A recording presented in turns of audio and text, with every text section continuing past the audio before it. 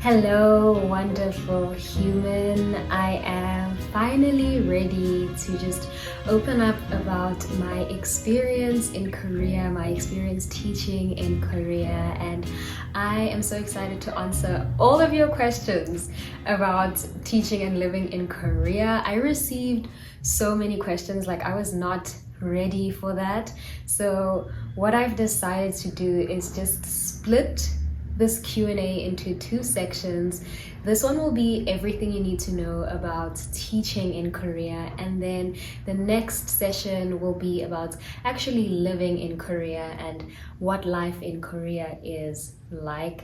And I really wanted to create this video because over the past few weeks I've just found myself missing Korea and reflecting on my time there, and I just fell in love with Korea, and I'm only realizing that now, and a part of me really wants to go back. So to just sort of soothe that part of me that's like missing Korea, I just decided to do this, to share my experience and to hopefully inspire you to also just be an explorer, try something different, try something new, and find yourself in different parts of the world. So let's get started with this little video on everything you need to know about teaching English in South Korea. Before I get started with the questions, I really want to go into what my time there looked like, or really just a background story on what led me to teaching in Korea. A lot of your questions also were around like the backstory. So yeah, this idea to teach in Korea came in the final year of my legal studies. I was studying law, and I just didn't feel ready to start practicing law, to do my articles or anything like that. I also just didn't feel ready to go into post-grad studies. And my partner, Lerato, he was also just not in the space to follow the path of like his degree and to, get a traditional job. And we were not there at all. We wanted to like break out of this mold that society creates in us, that you must go to school, you must get a job, and then you must get married and have kids. We just wanted to break out of that. So that's why we decided to go and teach in Korea. We also felt that like, wow, we were young, we were like early 20s. We had just finished studying, we had just finished these intense degrees, and we did not want to commit ourselves to a giant career. We wanted to take things at our own pace. We wanted to see what we wanted from our adult lives. So teaching in Korea felt like the best thing for us. I was also a tutor in university, so I had teaching experience as well, and I really enjoyed my time in the classroom. I was like, okay, like I can definitely see myself doing this in another country. And also the excitement of it, like teaching something completely different to young kids, like not varsity students, but actual like children. I was like, okay, this is an adventure that sounds like what I need. So yeah, that's why I left for Korea. This was in 2020, the middle of 2020. In terms of the country, there are a few options for teaching English. I know there's China, there's Thailand, there's Japan. Yeah, there's quite a few countries that you can go and teach English in. We settled on Korea. I think it was because we actually knew almost nothing about Korea, like China has quite a big presence in global travel. So does Thailand. But we were like, Korea, like that's not really in like our travel radar. Let's go find out what happens in Korea. And in the months leading up to our move, we spent a lot of time eating Korean food, like just familiarizing ourselves. We went to the Korean Food and Film Festival as well to just learn more about the culture. And the more we learned about Korea, the more we were like, this place is so slept on, like let's go, let's see what it's about, like fully. So that's what inspired us to go to Korea. We were placed at a school in Busan. Busan is like the second largest city in Korea.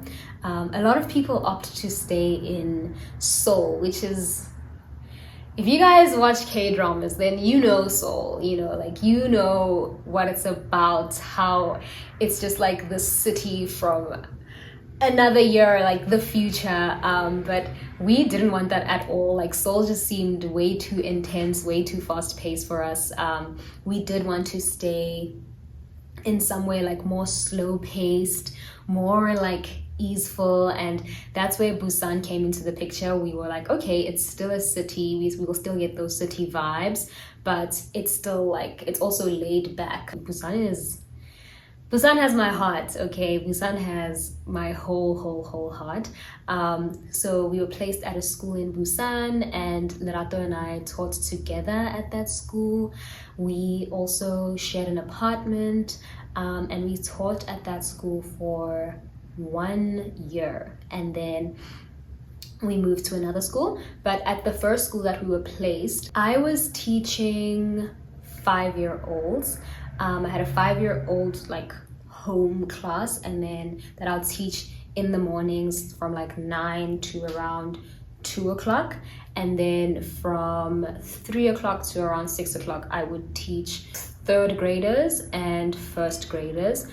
So quite like a hectic teaching schedule. And because of COVID, I was also working on Saturdays. Like every second Saturday I had to come into work, which was just took the most giant strain on my nervous system. Like my body was not having a great time with that at all, especially because it was in the first few months of arriving in Korea. Like I was still adjusting to being in a different space, so having most of my time go to work as well was just like, I can't handle this right now, I can't breathe. But we made it out of the woods. I survived, and I also just learned to be a human in a different place and ease my way into my new environment. So that was my first school. And then my second school, when my contract at my first school ended, my second school was a part-time job, which was, oh my goodness, so amazing. I worked from 9 to 2 p.m.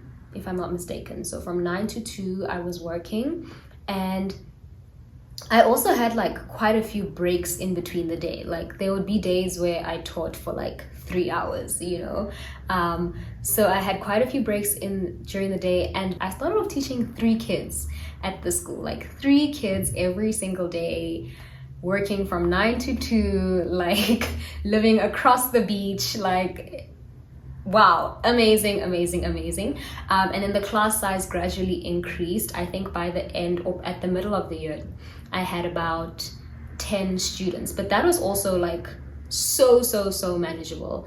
I really enjoyed my class sizes in Korea. At my first school, again, I had like around 11 students, and then my second school I went from 3 to 10 students. Class sizes were amazing, and my class sizes were this small because I taught at a private academy. So yeah, that was like a quick summation of why I went to Korea, and like also what it was like, or what my working hours were like. And now I can get into some of your questions. What are the requirements for teaching in South Korea? There are 4 requirements that you need to meet. You need a bachelor's degree, you need a clear criminal background, a 120-hour TEFL certificate, and you must be a native English speaker of South Africa, Canada, the US, Australia, New Zealand, and the UK. I think those are all the countries. But if you are not like a citizen of these countries, you can still like teach English in South Korea if you can prove that you got your primary and secondary education in English. So you need to get like a certificate from those schools showing that that was the medium of instruction. but definitely like do more research on that. In terms of the bachelor degree requirements, it can be a bachelor's degree in anything. If it is a bachelor's degree, you qualify, you meet the requirement. In terms of the clear criminal background check, even if you're just curious about teaching English in Korea, even if it's not set in stone for you, it's just an idea, it's just something you're tickling right now, please get applying, like start applying for that clear criminal background check, because it takes a while. Like it takes such a long time to be processed. I'm talking months, like three months. That's how long this document takes, and it really sucks for you to have like everything in order. You're ready to leave for Korea, you've got a school, you've done the interview process, and then the only thing holding you back is this background check, which has happened to so many people that I know. So if teaching in Korea is just like an idea, something you're entertaining, let that be the first thing that you do, so that by the time you leave, you are sorted, you have that, and you can just like fly out of the country. So yeah, get that criminal background check. And then the 120-hour TEFL certificate, which is a requirement that a lot of you also asked questions about, and I really want to help you clear up all that confusion. So let's get into talking about TEFL. So what exactly is TEFL? What is TESL? Like, what are all of these things? Every question that you had, I was also asking these questions before I left for Korea. So I really hope that everything that I have to say will help you in this regard. But a TEFL certificate basically proves or shows that you can teach English as a foreign language in the country that you're applying in. And then the basic benchmark for your TEFL certificates is that it must be 120 hours long. You'll see that there are TEFL certificates out there that are maybe 150 hours or even more than that, but the basic requirement that most schools ask for is 120 hours. So as long as you have that, you are okay. You will probably land a job teaching in Korea. Another point of confusion is like, what is the difference between a TEFL certificate and a TESL certificate? They are exactly the same thing. It's just that they're called different things in different parts of the world. So in Asia, it's referred to as a TEFL certificate, whereas in the US, it's referred to as a TESL certificate, but they are the same thing. Which sites did you use to do your TEFL? So Lerato and I both did our TEFL with the International Open Academy, who is also the partner of today's video. I found their 120-hour TEFL course to be quite easily understandable and digestible, which was really important to me when I was doing my TEFL course, because I was also finishing my legal studies. So I needed something that I could balance at the same time, but something that would also be quite comprehensible.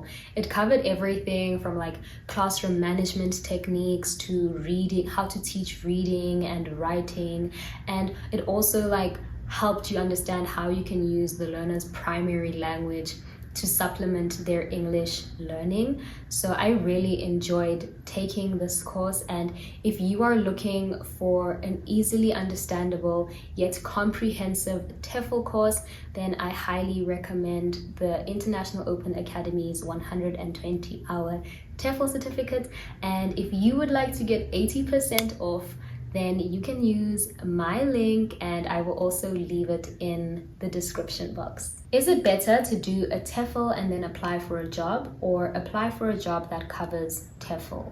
I'm the kind of person who really enjoys having like all of my affairs in order before I do something. So to me, it was really important to do my TEFL first before applying for any jobs. I didn't want to even like entertain going to a job that has a TEFL included. I wanted to do that myself. I also do suggest this way of doing things because moving to Korea does come with a lot of admin. There are a lot of things that you need to sort through. There's your visa process.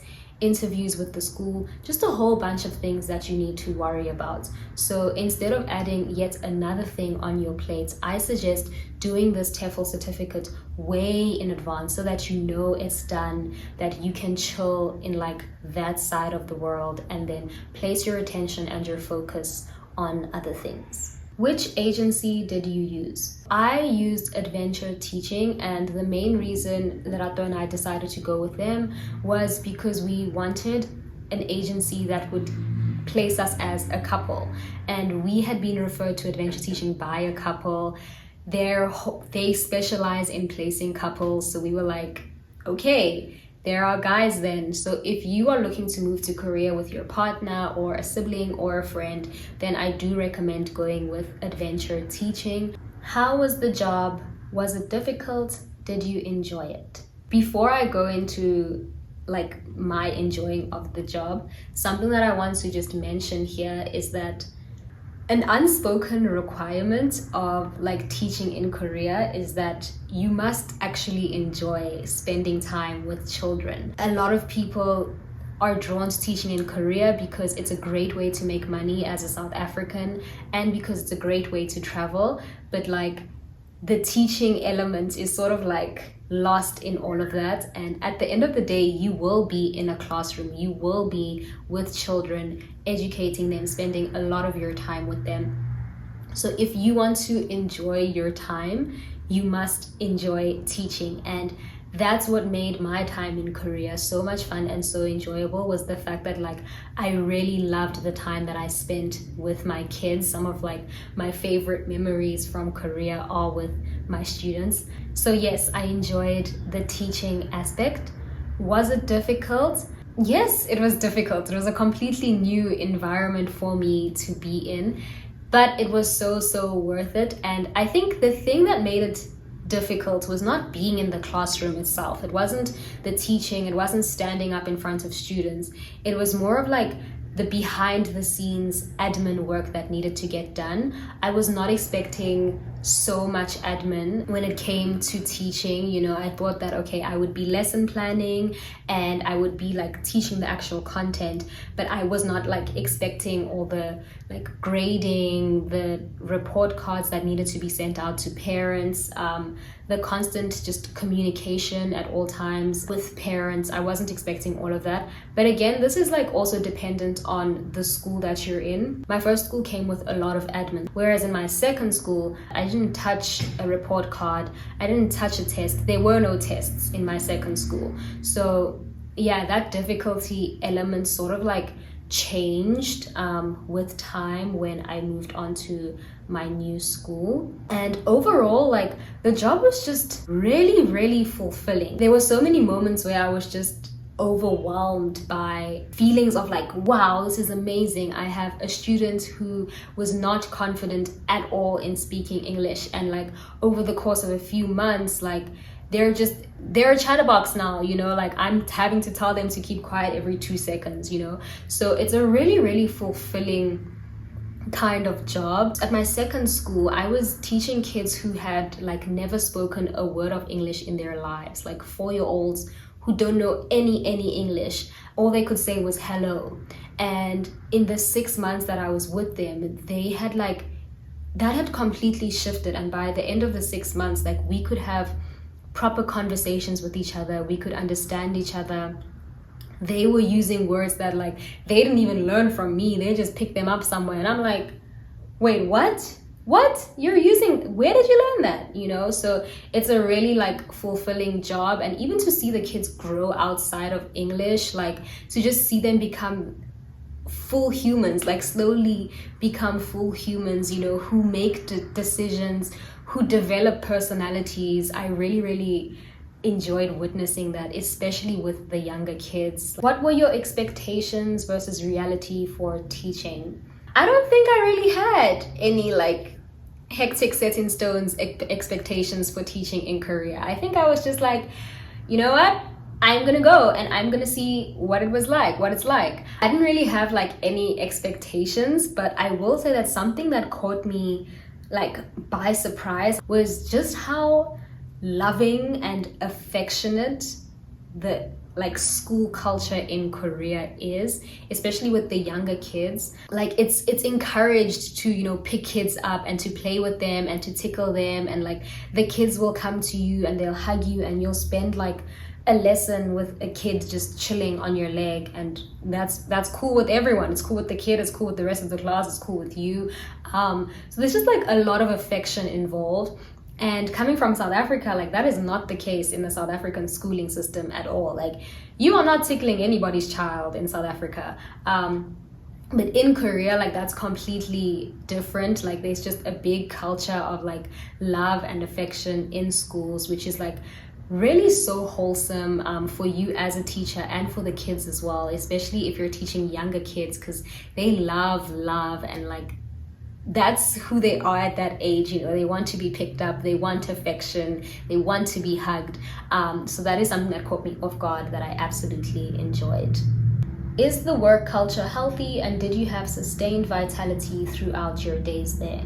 Korean work culture, like across the board, is really like hurry, super fast. It's called like bali, you know, like rush culture. It's a very urgent work culture. I mean, I know in South Africa we have like elements of that as well, but in Korea it's like exponential, and that does of course like trickle into the school system. So it is a hectic job, especially if you're teaching at a private school where parents are paying a lot of money to have their kids there, and they have like their own expectations, and they want their kid to be like the best English speaker come the end of the year. So it does come with like a lot of demands placed on you as the teacher. But this is also dependent on which school you find yourself teaching in. There are schools that are more, there are private academies that are more like laid back and more relaxed and more like play focused. And then there are some that are like purely academic. We must see results, super results driven. Did I have sustained vitality This is a loaded question, because I feel like it's not just, you know, my work life that influences how I'm doing, how my well-being is. There are a number of factors that contribute to whether I'm doing okay or not, and they certainly were. In my first few months in Korea, it was really difficult for me to be there because it's a completely new environment. I'm away from home, I'm learning a new way of living, and I'm in a like different job. So the first few months were really hectic. The hours I was working, the demands placed on me were not, you know, did not help me out. But as like the months progressed, and as I started like sinking into my reality and getting familiar with my environment, it did become a lot easier to balance work with life. But it was only towards the end of my time in Korea that I really got a feel for like being well and okay in my environment and okay with my job. And this was because of a number of factors. It was because I was working shorter hours.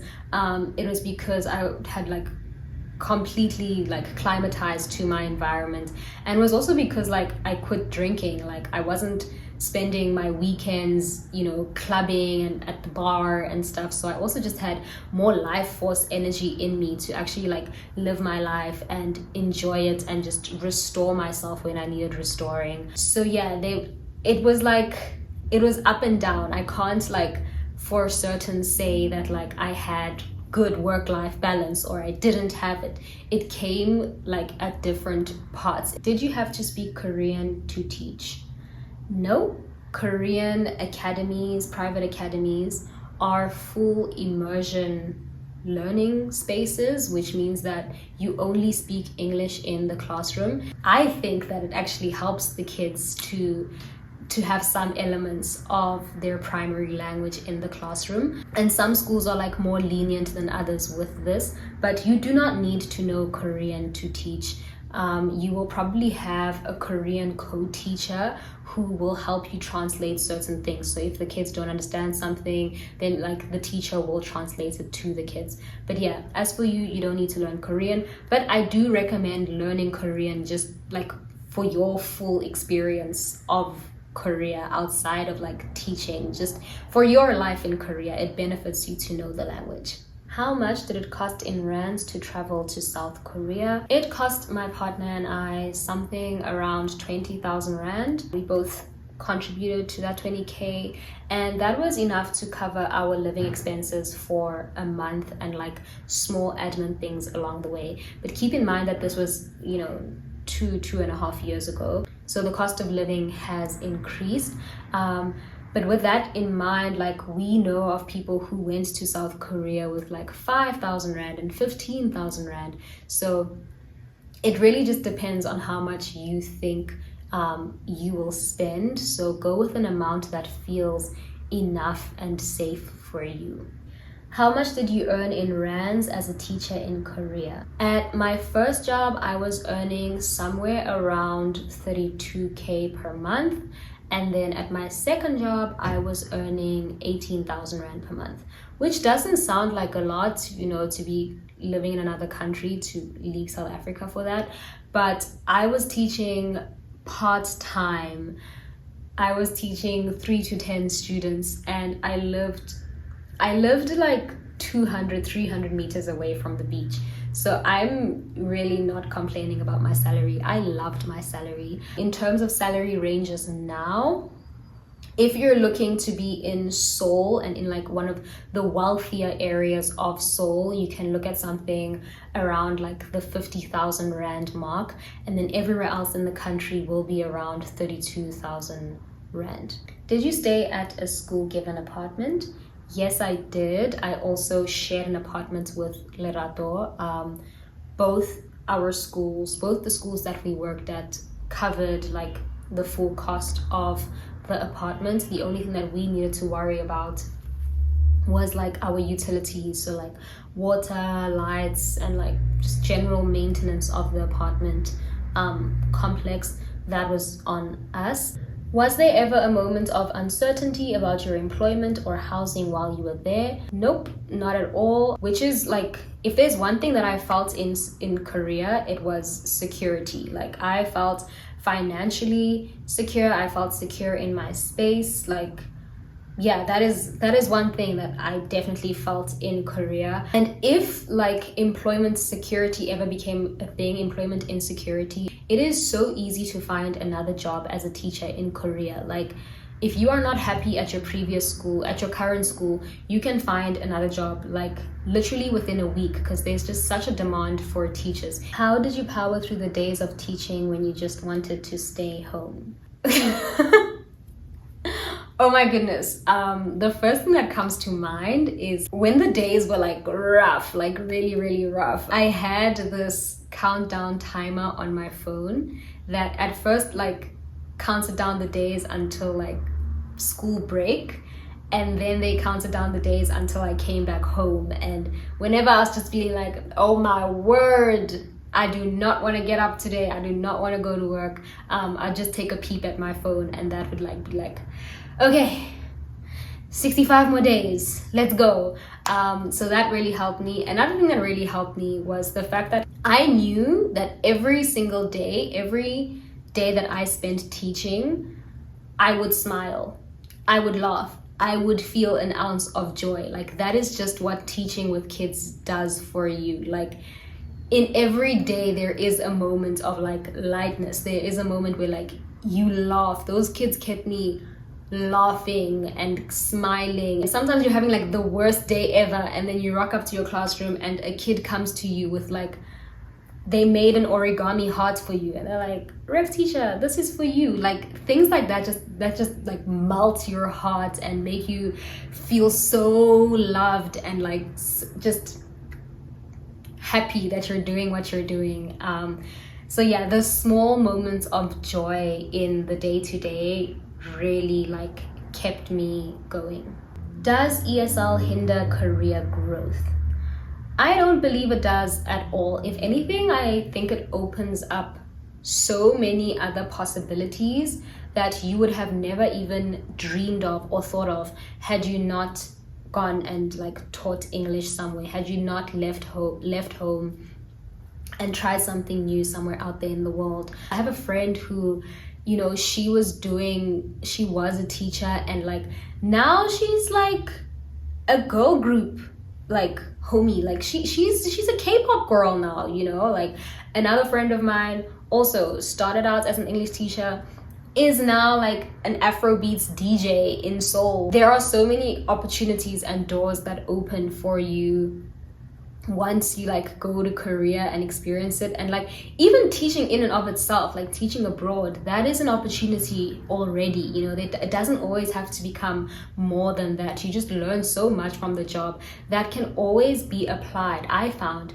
can be applied to like other jobs that you may be doing in the future. Like I studied law, I went and taught English in South Korea, and now I'm a social media manager. Like those three things look really different, but they all revolve around language. They all revolve around communication. So there are things that I'm like skills that I learned as a teacher that I'm applying to my current job. So I don't think it hinders career growth. If anything, I think it just adds to it and makes your development more full. What aspects of yourself grew from the experience, and what do you wish was different? I'm really not a fan of like thinking about what I could have done differently, because I believe that everything, literally everything that I did led me to this exact moment that I find myself in. I am this person today because I made all of those decisions, even the ones that would be described as bad.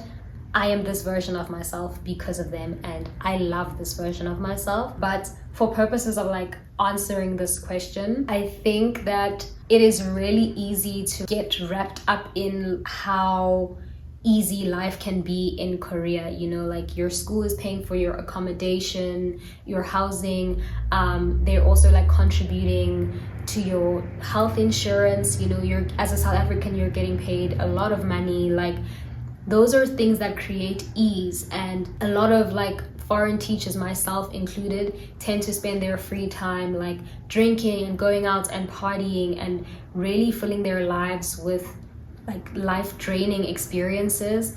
And if you are in another country, explore it, you know, go to those remote parts, like go hiking up those mountains that you see in pictures. Fully experience a country without doing the same things that you would have done back home. And that for me was like partying, you know. Like yes, it's nice to go out and to dance and stuff, but like it is so amazing to swim in oceans that are different from your own. It is so amazing to spend time in like small little towns that you didn't even like think existed. So I guess that sort of speaks to the question. In terms of like which parts of me have like changed, something that comes to mind is just my capacity to like just be with what is. Like what you see is what you get. And by that I mean like when you're working with kids, if a child rocks up angry to school, you know, it's not your job as a teacher to like dismiss how they're feeling and to just carry on with the lesson, because you're gonna have like a really bad time if you do that. But if you spend time with the child and you try and like process their emotions with them, and you like scream or you hold them or you hug them or you do a little shake, that does so much more for the child, and they're able to feel joy again, they're able to feel light again. Learning that, like learning how kids, if they're feeling sad, they're feeling sad, and that is that, has just sort of allowed me to be the same in like my body. Like if I'm feeling sad, I don't want to bypass it, I don't want to distract myself, I want to properly feel sad.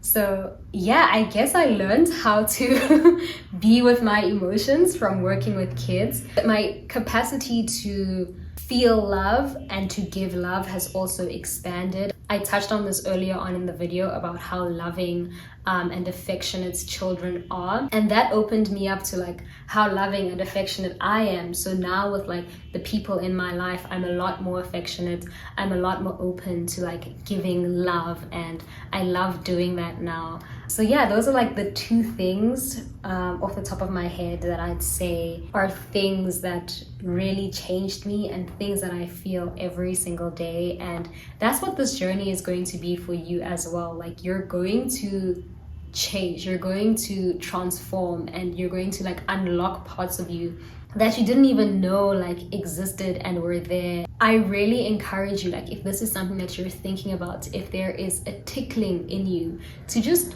follow that and to do something so outside of your comfort zone, because you will be rewarded. You will experience a different part of yourself. It will just be a journey of immense personal growth. With all of that, I really hope that this video will help you get a little bit closer to exploring the world in this way, to meeting new people in this way, and having them like completely change your life and change your heart. Even if those people are 5-year-olds, even if they're like 13-year-olds, whatever the case may be, I really hope that you meet people who make you smile and that you take this opportunity on. And if you do decide to go and teach English in Korea or anywhere else in the world, then please let me know in the comments below so I can just send you a whole bunch of like protective vibes for your journey, and to just send a whole bunch of blessings your way. Thank you for watching this video, and I hope it helps you.